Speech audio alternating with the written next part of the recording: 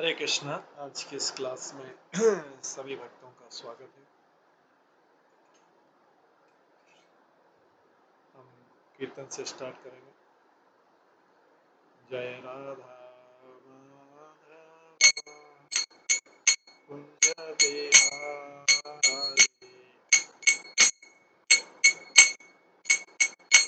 जय गोपी जन वल्लभ गिरिवरधारी,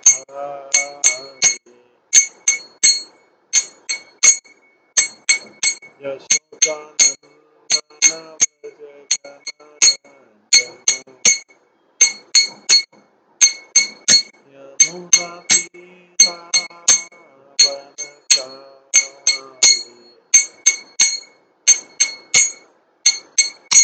जय राधा माधव कुंज बिहारी। हरे कृष्णा कृष्णा कृष्णा हरे हरे, हरे राम हरे राम,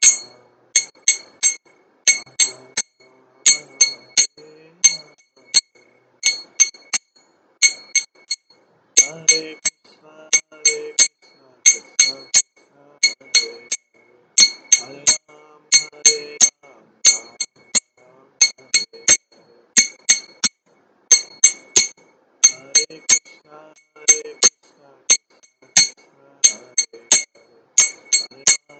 हरे,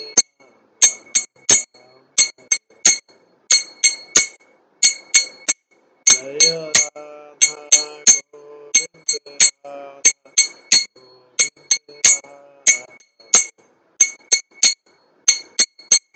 जय राधा माधव राधा माधव राधा,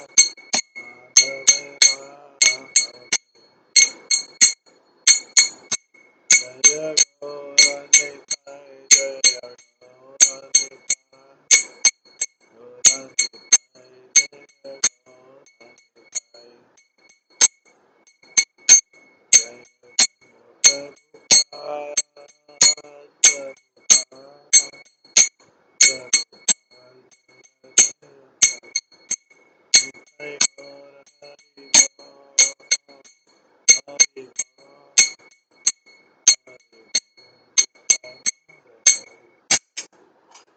श्री श्री राधा गोविंद देव की जय। श्री जगन्नाथ बलदेव सुभद्रा महारानी की जय। श्री श्री गौर निताय की जय। श्री प्रभुपाद की जय। सभी भक्तगणों की जय। हरे कृष्ण।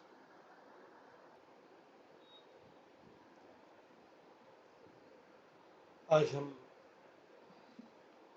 श्रील प्रभुपाद लीलामृत से के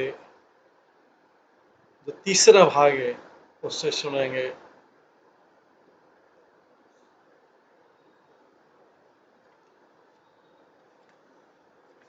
प्रभुपाद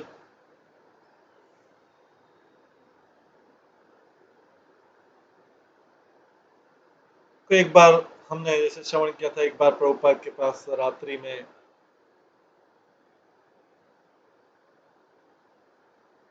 रोजर आया।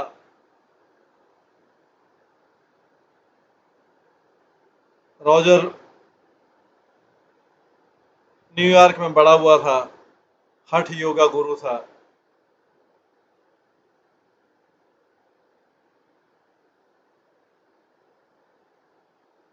तो स्वामी जी ने अपने लेक्चर में इल्यूजन या माया शब्द यूज किया था।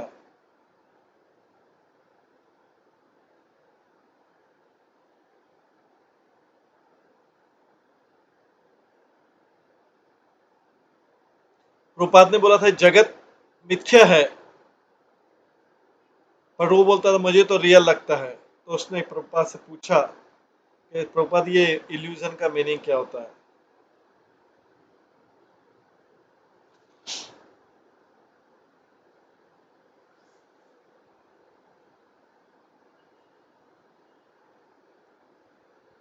प्रभुपाद से मिला, प्रभुपाद ने बताया एक्चुअली जो जगत तो सत्य है क्योंकि भगवान ने बनाया है, पर ये झूठा इस सेंस में है कि यहाँ पर सारी चीजें टेम्परेरी है। जब कोई व्यक्ति इस टेम्परेरी वर्ल्ड को, इस अस्थाई संसार को स्थायी समझता है,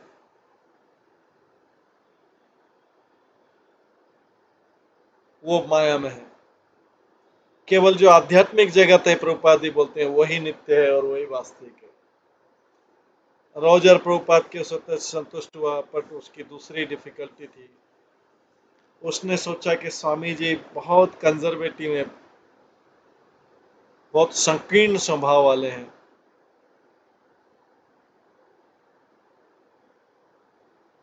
जब स्वामी जी ने लोगों से कहा कि डॉग को टेंपल के बाहर रखना चाहिए, रॉजर को पसंद नहीं आया। कई विजिटर आए, अपने पेट डॉग लाए, अपने साथ में लाए,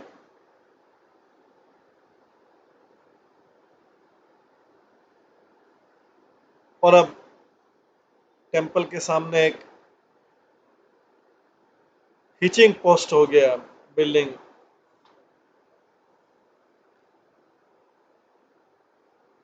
इन पालतू जानवरों को रखने के लिए। और स्वामी जी एक भी पालतू डॉग को अंदर नहीं आने देते थे। प्रभुपाद बोलते थे, ये फिलॉसफी जो मैं बता रहा हूँ, ये आप मनुष्यों के लिए, एक बिल्ली या कुत्ता समझ नहीं सकते हैं। हालांकि अगर वे सुने हरे कृष्ण चैंटिंग को, तो उनको उच्च जन्म प्राप्त हो सकता है।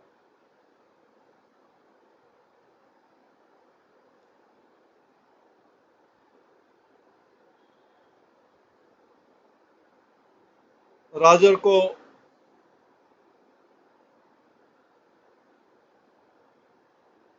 एक दूसरा पॉइंट भी था जो समझ नहीं आ रहा था, स्वामी जी की संकीर्ण मानसिकता के विचारधारा के।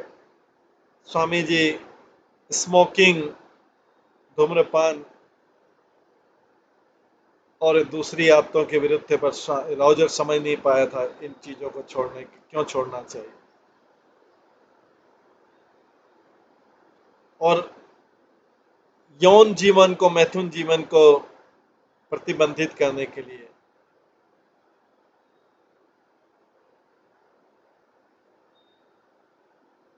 ये सब चीजें उसको चिंता सता रही थी। हालांकि वो इन सब चीजों को बहुत स्ट्रिक्टली फॉलो नहीं कर रहा था, लेकिन रॉजर को स्वामी जी और कृष्ण के प्रति प्रेम उत्पन्न होने लगा। उसने सेंस किया कि स्वामी जी उनको बहुत कुछ बता सकते हैं। स्वामी जी एक तरीके से बता रहे हैं, एक स्तर से बता रहे हैं। रॉजर जानता था कि स्वामी जी ने उसको एक बेबी के रूप में आध्यात्मिक जीवन में देखा है, जिसको चम्मच से खिलाया है। वो जानता था कि उसको सबमिसिव होना पड़ेगा,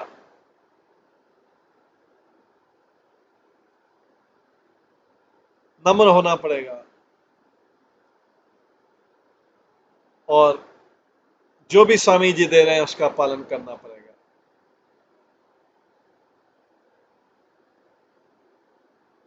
एक और व्यक्ति था, सेम पिछड़ा था, जो लंबा था, पतला था, उसके घुंघराले बाल थे, वो एथलीट था, ओलंपिक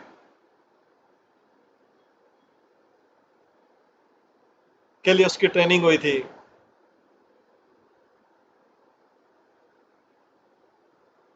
वो बहुत कलाकार था। वो ऑर्गन के रीड कॉलेज से ग्रेजुएशन हुआ था,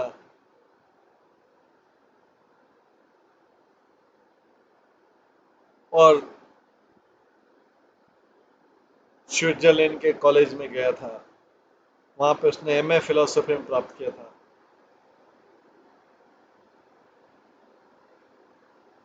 वो वहां पे पॉपुलर था। जैसे मुकुंद ने उनको देखा, बोला इंडिविजुअलिस्टिक था, बड़ा स्वार्थी था।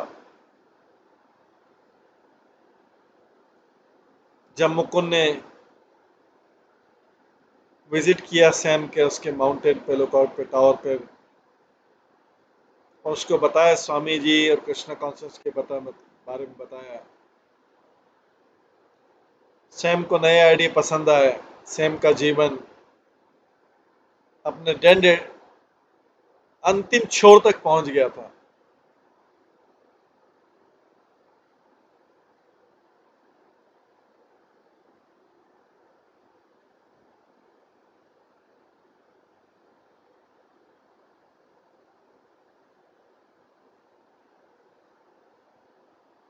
पर वो उसने उसमें आशा देखी, मुकुंद और जानकी जो बोल रहे थे स्वामी जी के बारे में। मुकुंद के साथ कुछ दिन स्पेंड करने के बाद सैन फ्रांसिस्को में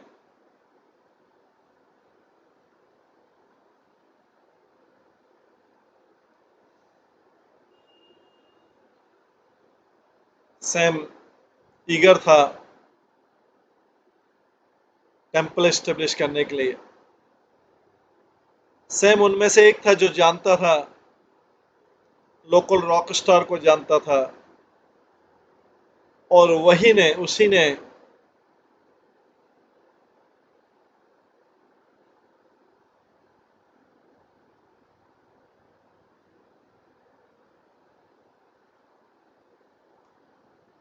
जो अवेलन बॉलरूम है स्वामी जी भक्ति वेदांत स्वामी ने जहाँ प्रोग्राम जहाँ पे लेक्चर हुआ था, उनके साथ आने के लिए बोला था।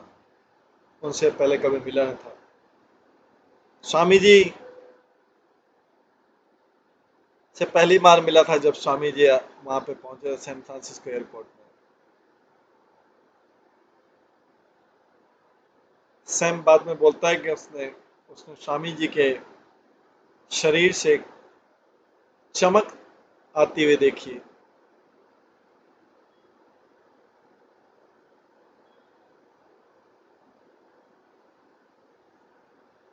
पहले तो सैम डरा हुआ था कुछ भी बोलने के,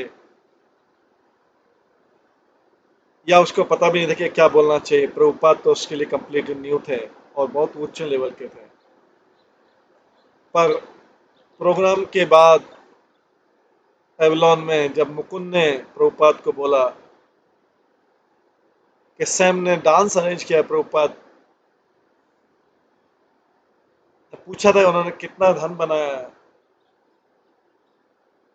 प्रभुपाद जब डेस्क के पीछे बैठे, सैम ने उनको बताया कि उन्होंने $1500 प्रॉफिट किया है। वेल डन, प्रभुपाद ने बोला, श्री प्रभुपाद ने बोला।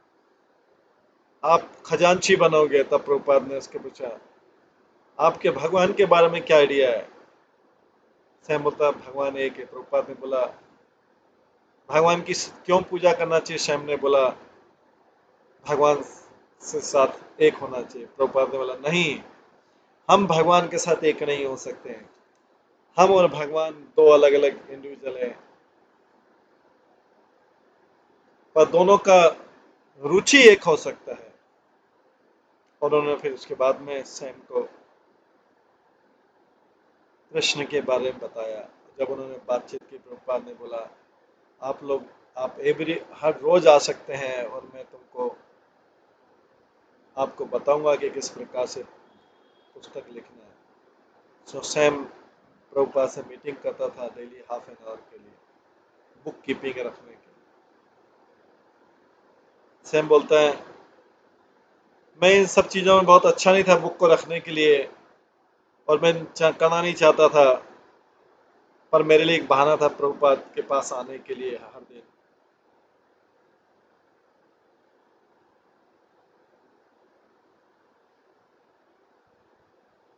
वो मेरे को कच्चा चबा जाते थे जब मैं बहुत धन खर्च करता था या मैं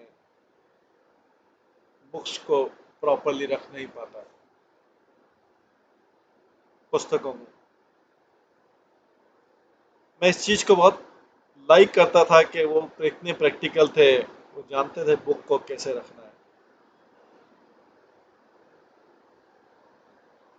वो शुरू से मित्र हो गए, बिगिनिंग से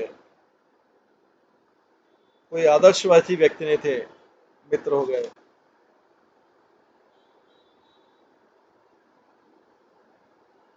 मैंने अपने सारे प्रैक्टिकल क्वेश्चंस उनसे पूछे थे और मैंने अपने लिए उनसे आंसर भी पूछे थे।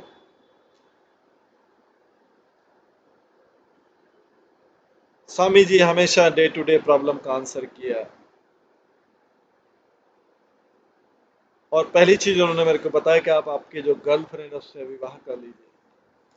मुकुंद और की पत्नी जानकी, जो जिनका अपार्टमेंट जस्ट प्रभुपाद के हॉल के नीचे था, वही एक कपल थे जिनको प्रभुपाद ने दीक्षा दिलाई थी और मैरिज करवाया था। मुकुंद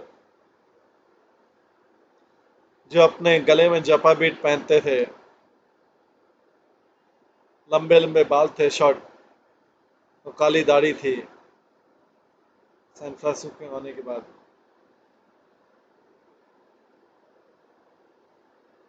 वो हाइट एशबरी में आया था, कई लोगों से परिचित था। हालांकि वो ऑकेजनली मनी अर्न करता था संगीतकार के तौर पर, वो ज़्यादातर समय प्रभुपाद के मिशन को प्रमोट करने में स्पेंड करता था। स्पेशली लोगों से मिलता था, बड़े बड़े प्रोग्राम अरेंज करता था।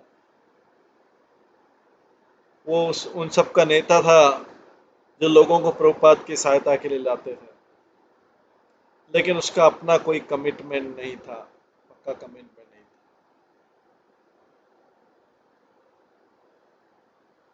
वो प्रभुपाद की सहायता कर रहा था कि उसके लिए एक फन था, उसके लिए एक अच्छा कार्य था।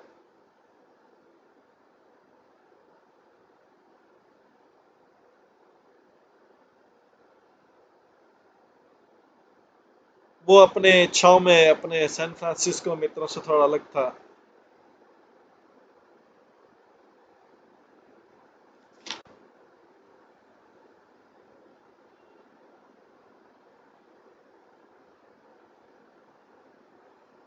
उसने प्रभुपाद के प्रिंसिपल को बहुत स्ट्रिक्टली फॉलो नहीं किया था।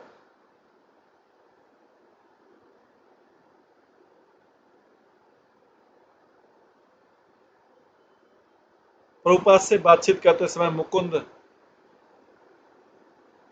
एक बड़ा व्यक्ति, अपने आप को छोटा छोटा काम करने में उसको मजा नहीं आता था, और श्री प्रभुपाद भी उसको वैसे ही रेसिप्रोकेट करते थे।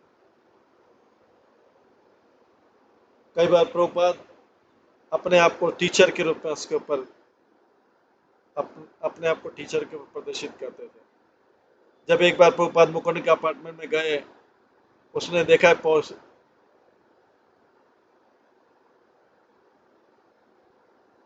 पोस्टर में देखा, प्रभुपाद ने देखा कि उसके मेटाडोर लगा हुआ है और एक स्वाड है, वो एक बेल के ऊपर जा रहा है। प्रभुपाद ने बोला ये बहुत भयानक पिक्चर है, ये तो तलवार लेके बेल के पीछे भाग रहा है। प्रभुपाद ने आश्चर्य व्यक्त किया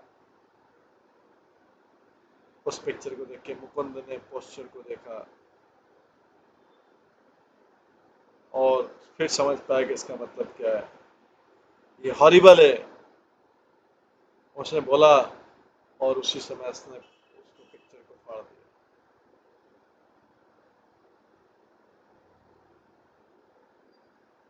प्रभुपाद को जब भी होता, वो चाहते थे कि कोई मृदंग प्ले करे प्रॉपरली कीर्तन के समय, और मुकुंद उसमें से एक व्यक्ति था जो इस प्रकार का कैंडिडेट।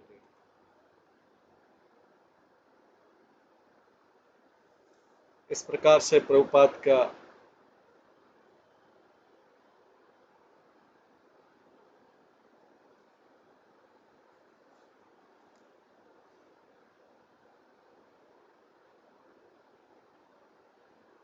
और मुकुंद का परिचय चल रहा।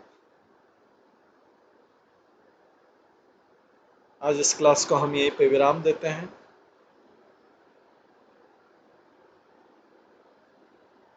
इसके आगे का जो वर्णन है हम कल की क्लास में करेंगे। सभी भक्तों का बहुत बहुत धन्यवाद। सब भक्तों के लिए एक बार हरे कृष्ण महामंत्र का जप करते हैं। हरे कृष्णा कृष्णा कृष्णा हरे हरे, हरे राम राम राम। श्री प्रभुपाद लीलामृत ग्रंथ की जय। श्री प्रभुपाद। प्रभुपाद की जय। सभी भक्तगणों